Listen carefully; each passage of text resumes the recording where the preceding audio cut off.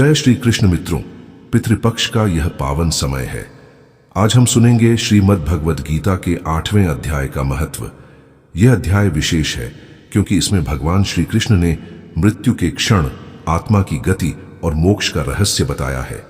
मृत्यु के समय मनुष्य जिस भाव का स्मरण करता है वही उसकी आत्मा की यात्रा और उसके गंतव्य को निर्धारित करता है।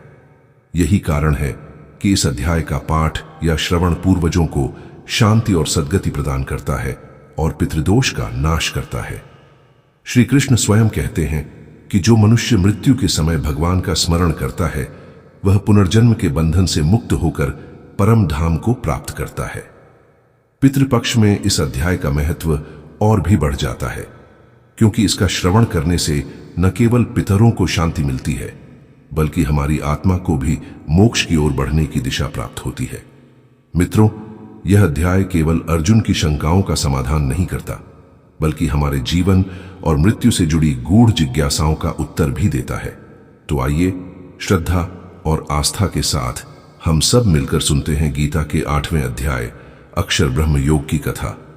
मित्रों, सबसे पहले हम सुनेंगे भगवान शिव से जुड़ा एक दिव्य प्रसंग, क्योंकि स्वयं भगवान शिव ने ही गीता महात्म्य का वर्णन माता पार्वती को किया था। भगवान शिव कहते हैं, हे देवी, अब 8वें अध्याय का महात्म्य सुनो। उसके सुनने से तुम्हें बड़ी प्रसन्नता होगी। लक्ष्मी जी के पूछने पर भगवान विष्णु ने उन्हें इस प्रकार 8वें अध्याय का महात्म्य बतलाया था। श्री भगवान बोले, दक्षिण में आमर्दकपुर नामक एक प्रसिद्ध नगर है। वहां भाव शर्मा नामक एक ब्राह्मण रहता था जिसने वेश्या को पत्नी बनाकर रखा था।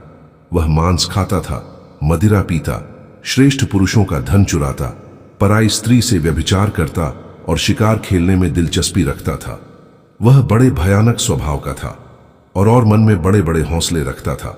एक दिन मदिरा पीने वालों का समाज जुटा था। उसमें भाव शर्मा ने भर पेट ताड़ी पी, खूब गले तक उसे चढ़ाया। अतः अजीर्ण से अत्यंत पीड़ित होकर वह पापात्मा कालवश मर गया और बहुत बड़ा ताड़ का वृक्ष हुआ।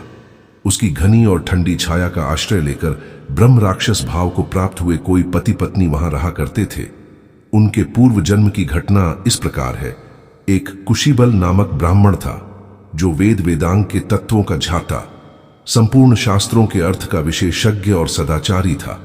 उसकी स्त्री का नाम कुमति था। वह बड़े खोटे विचार की थी। वह ब्राह्मण विद्वान होने पर भी अत्यंत लोभवश अपनी स्त्री के साथ प्रतिदिन भैंस, काल पुरुष और घोड़े आदि दानों को ग्रहण किया करता था, परंतु दूसरे ब्राह्मणों को दान में मिली हुई कौड़ी भी नहीं देता था। वे ही दोनों पति पत्नी कालवश मृत्यु को प्राप्त होकर ब्रह्म राक्षस हुए। वे भूख और प्यास से पीड़ित हो इस पृथ्वी पर घूमते हुए उसी ताड़ वृक्ष के पास आए और उसके मूल भाग में विश्राम करने लगे। पत्नी ने पति से पूछा, नाथ, हम लोगों का यह महान दुख कैसे दूर होगा? ब्रह्म राक्षस योनि से किस प्रकार हम दोनों की मुक्ति होगी?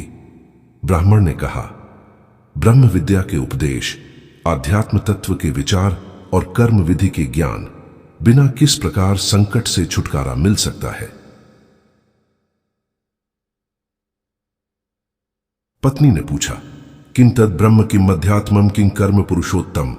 पुरुषोत्तम वह ब्रह्म क्या है, अध्यात्म क्या है और कर्म कौन सा है? उसकी पत्नी इतना कहते ही जो आश्चर्य की घटना घटित हुई उसको सुनो। उपर्युक्त वाक्य गीता के 8वें अध्याय का आधा श्लोक था। उसके श्रवण से वह वृक्ष उस समय ताड़ के रूप को त्याग कर भाव शर्मा नामक ब्राह्मण हो गया।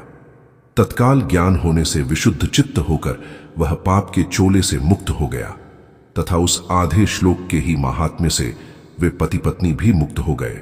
उनके मुख से दैवात ही 8वें अध्याय का आधा श्लोक निकल पड़ा था। तदनंतर आकाश से एक दिव्य विमान आया और वे दोनों पति पत्नी उस विमान पर आरूढ़ होकर स्वर्गलोक को चले गए। वहां का यह सारा वृत्तांत अत्यंत आश्चर्यजनक था। उसके बाद उस बुद्धिमान ब्राह्मण भाव शर्मा ने आदर पूर्वक उस आधे श्लोक को लिखा और भगवान जनार्दन की आराधना करने की इच्छा से वह मुक्तिदायिनी काशीपुरी में चला गया। वहां उस उदार बुद्धि वाले ब्राह्मण ने भारी तपस्या आरंभ की।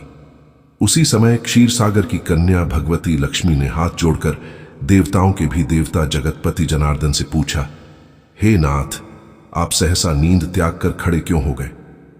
श्री भगवान बोले, हे देवी, काशीपुरी में भागीरथी के तट पर बुद्धिमान ब्राह्मण भाव शर्मा मेरे भक्ति रस से परिपूर्ण होकर अत्यंत कठोर तपस्या कर रहा है। वह अपनी इंद्रियों के वश में करके गीता के 8वें अध्याय के आधे श्लोक का जप करता है। मैं उसकी तपस्या से बहुत संतुष्ट हूं। बहुत देर से उसकी तपस्या के अनुरूप फल का विचार कर रहा था। प्रिय, इस समय वह फल देने को मैं उत्कंठित हूं। पार्वती जी ने पूछा, भगवान, श्रीहरि सदा प्रसन्न होने पर भी जिसके लिए चिंतित हो उठे थे, उस भगवत भक्त भाव शर्मा ने कौन सा फल प्राप्त किया? श्री महादेव जी बोले, हे देवी, द्विज श्रेष्ठ भाव शर्मा प्रसन्न हुए। भगवान विष्णु के प्रसाद को पाकर आत्यंतिक सुख मोक्ष को प्राप्त हुआ तथा उसके अन्य वंशज भी जो नरक यातना में पड़े थे, उसी के शुद्ध कर्म से भगवत धाम को प्राप्त हुए। पार्वती, यह 8वें अध्याय का महात्म्य थोड़े में ही तुम्हें बताया है। इस पर सदा विचार करना चाहिए। यह अध्याय संक्षेप में कुछ महत्वपूर्ण अवधारणाओं का वर्णन करता है, जिनका उपनिषदों में विस्तार से उल्लेख किया गया है। इसमें यह वर्णन भी किया गया है कि मृत्यु के पश्चात आत्मा के गंतव्य का निर्धारण किस प्रकार से होता है। देह का त्याग करते समय यदि हम भगवान का स्मरण करते हैं, तब हम निश्चित रूप से उन्हें पालेंगे। इसलिए अपने दैनिक कार्यों को संपन्न करने के साथ साथ हमें सदैव उनकी विशेषताओं, गुणों और दिव्य लीलाओं का चिंतन करना चाहिए। जब हम अनन्य भक्ति से अपने मन को भगवान में पूर्णतया तल्लीन कर लेते हैं, तब हम भौतिक आयामों से परे आध्यात्मिक क्षेत्र में प्रवेश कर जाते हैं। तत्पश्चात इस अध्याय में भौतिक क्षेत्र में स्थित कुछ लोकों की चर्चा की गई है। इसमें बताया गया है कि सृष्टि में ये लोक और इन पर निवास करने वाले असंख्य प्राणी कैसे इनमें प्रकट होते हैं और प्रलय के समय पुनः अव्यक्त हो जाते हैं। किंतु इस व्यक्त और अव्यक्त सृष्टि से परे भगवान का दिव्य लोक है।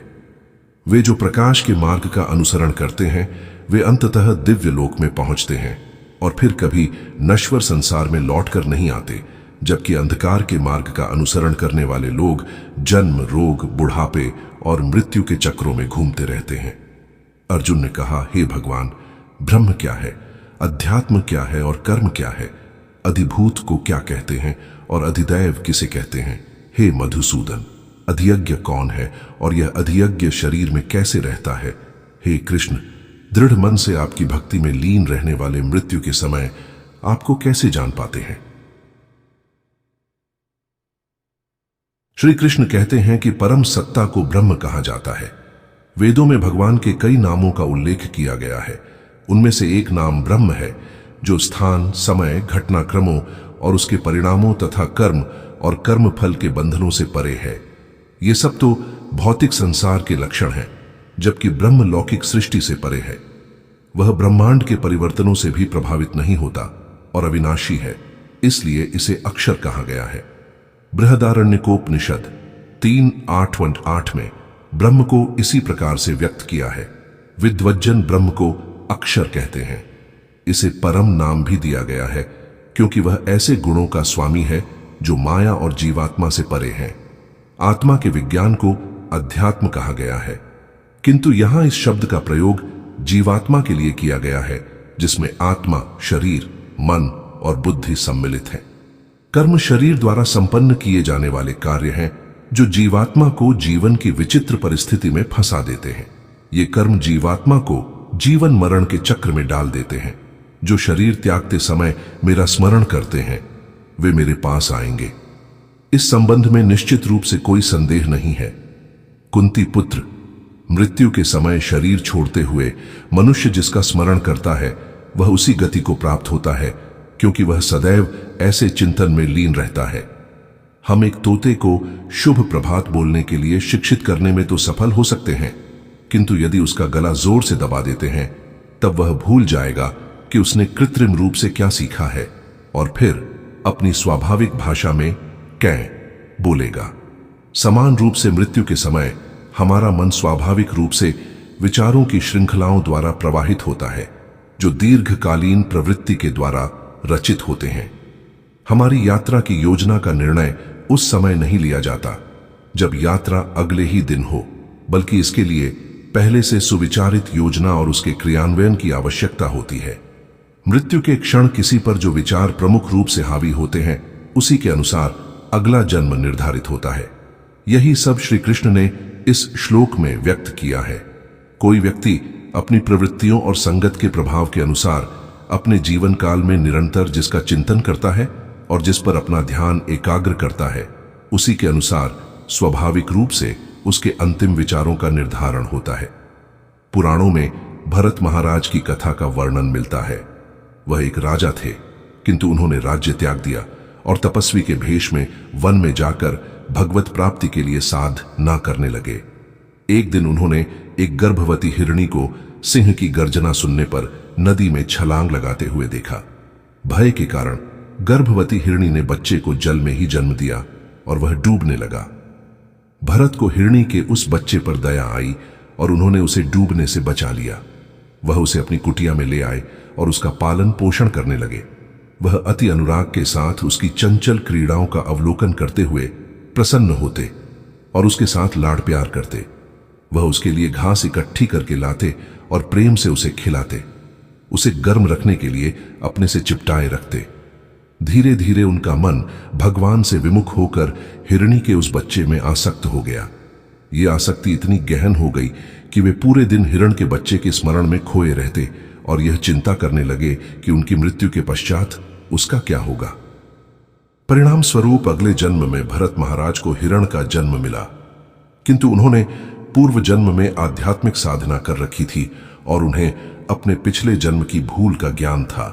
इसलिए हिरण होते हुए भी वह वन में संत पुरुषों के आश्रम के आसपास ही रहते थे।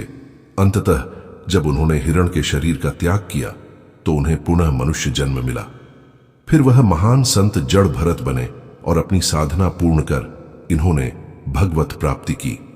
इस श्लोक को पढ़कर किसी को यह निष्कर्ष नहीं निकालना चाहिए कि केवल मृत्यु के समय भगवान का ध्यान कर हम उन्हें पा सकते हैं।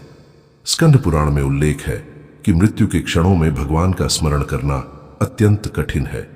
मृत्यु एक पीड़ादायक अनुभव है, इसलिए उस समय मन स्वाभाविक रूप से किसी की आंतरिक प्रकृति के अनुसार पूर्व निर्मित विचारों की ओर आकर्षित हो जाता है। मन में भगवान का चिंतन करने के लिए किसी की आंतरिक प्रकृति का भगवान के साथ एकीकृत होना आवश्यक होता चेतना आंतरिक प्रकृति है, जो किसी के मन और बुद्धि के साथ टिकी रहती है। यदि हम किसी का निरंतर चिंतन करते हैं, तब वह हमारी आंतरिक प्रकृति के अंश के रूप में प्रकट होता है।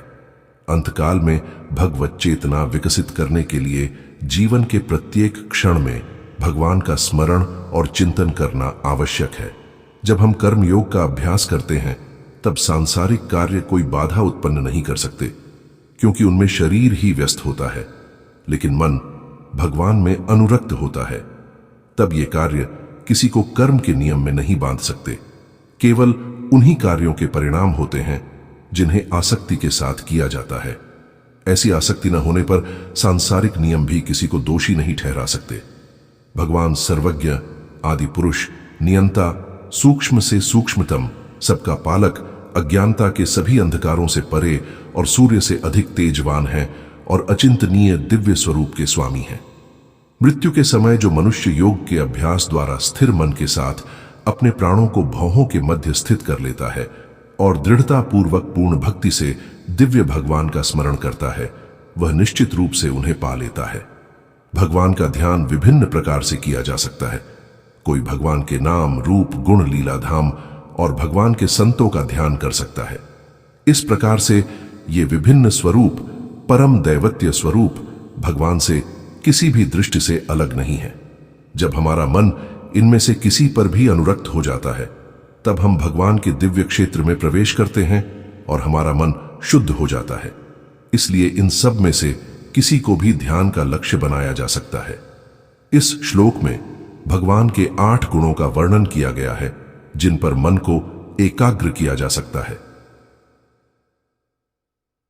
पार्थ, जो योगी अनन्य भक्ति भाव से सदैव मेरा चिंतन करते हैं, उनके लिए मैं सरलता से सुलभ रहता हूं, क्योंकि वे निरंतर मेरी भक्ति में तल्लीन रहते हैं। पूरी भगवत गीता में श्री कृष्ण बारंबार भक्ति की महत्ता पर बल देते हैं। पिछले श्लोक में श्री कृष्ण ने भगवान के निराकार स्वरूप और निर्गुण साधना को प्रतिपादित किया है, जो केवल नीरस ही नहीं अपितु अत्यंत कठिन भी है। इसलिए अब वे सरल विकल्प को अभिव्यक्त कर रहे हैं जो भगवान के दिव्य साकार रूप जैसे कृष्ण, राम, शिव, विष्णु इत्यादि हैं। इनमें भगवान का नाम, रूप, गुण, लीला, धाम और उनके परम दिव्य स्वरूप युक्त संत सम्मिलित हैं। पूरी गीता में केवल यही एक श्लोक है जिसमें श्री कृष्ण कहते हैं कि उन्हें पाना सरल है, किंतु इसकी शर्तों के संबंध में अनन्य चेता अर्थात कोई अन्य नहीं शब्द कहा गया है, जिसका अर्थ है कि मन अनन्यता से केवल उनमें तल्लीन रहना चाहिए। अनन्य शब्द अत्यंत महत्वपूर्ण है। व्युत्पत्ति विज्ञान में इसका अर्थ न अन्य या कोई अन्य नहीं है, अर्थात मन भगवान के अलावा किसी और में आसक्त नहीं होना चाहिए। इस अनन्यता की शर्त को भगवत गीता में बार बार दोहराया गया है। अर्जुन, इस भौतिक सृष्टि के सभी लोकों में ब्रह्मा के उच्च लोक तक जाकर भी तुम्हें पुनर्जन्म प्राप्त होगा, हे कुंती पुत्र, परंतु मेरा धाम प्राप्त करने पर फिर आगे पुनर्जन्म नहीं होता। वैदिक ग्रंथों में पृथ्वी लोक से नीचे 7 लोकों तल, अतल, वितल, सुतल, तलातल, रसातल और पाताल के अस्तित्व का वर्णन किया गया है। इन सबको नरक या नरक लोक कहा जाता है।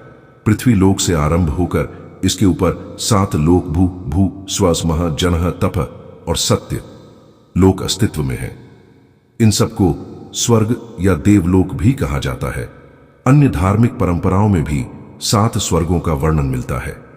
यहूदी धर्म के तलमुड ग्रंथ में अराबोथ नाम के उच्च लोक सहित 7 स्वर्गों का उल्लेख किया गया है। सोल्म उड़ा टेक्स चूड।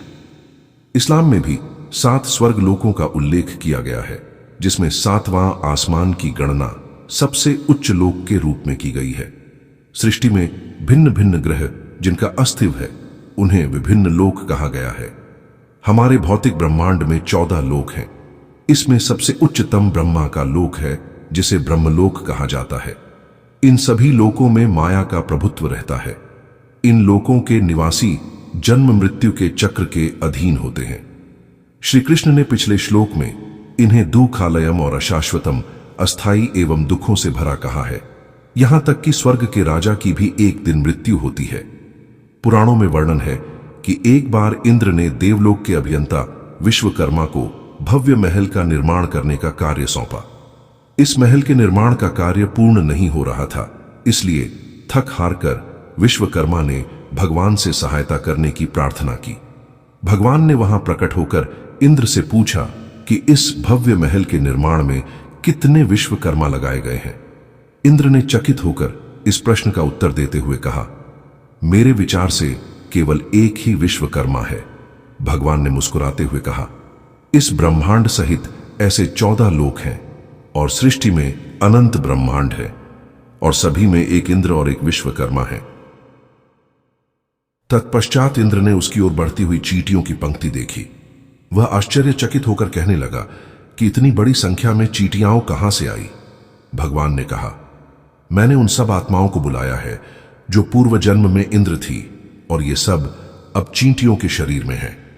इंद्र उनकी विशाल संख्या देखकर चकित हो गया।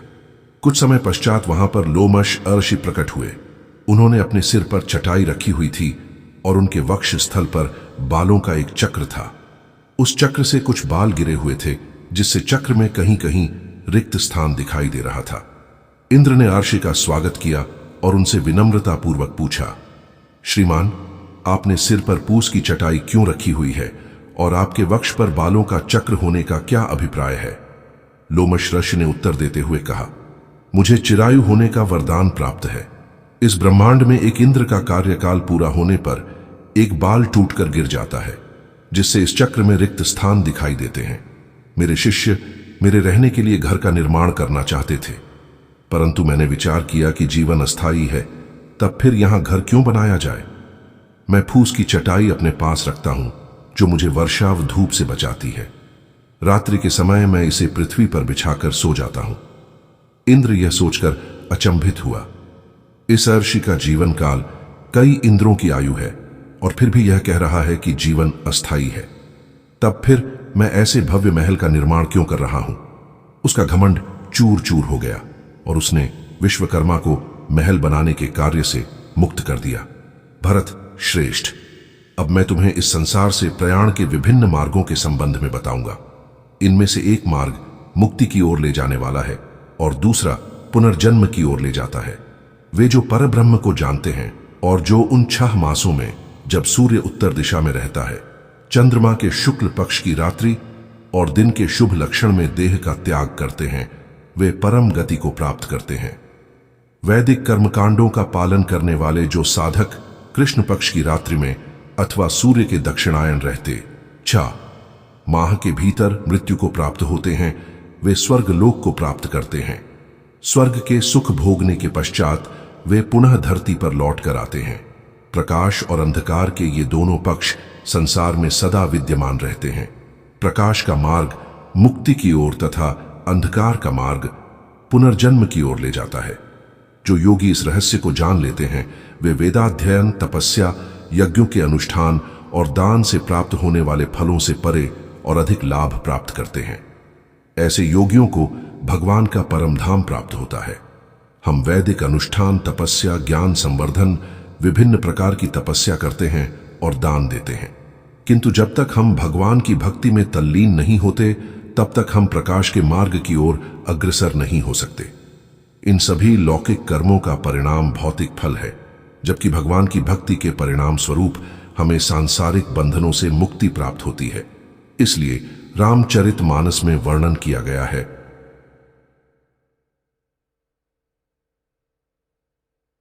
नीम धर्म आचार तप ज्ञान यज्ञ जप दान, भेषज पुनि कोटिन्ह नाही रोग जाहि हरिजान। चाहे तुम सदाचारी, धर्मपरायण, तपस्वी, यज्ञ करने वाले हो और अष्टांग योग, मंत्र उच्चारण तथा दान आदि पुण्य कर्मों में लीन रहते हो, किंतु भक्ति के बिना यह भवरोग समाप्त नहीं हो सकता। जो योगी प्रकाश के मार्ग का अनुगमन करते हैं, वे मन को संसार से विरक्त कर उसे भगवान में अनुरक्त कर लेते हैं और अपना पूर्ण कल्याण करते हैं।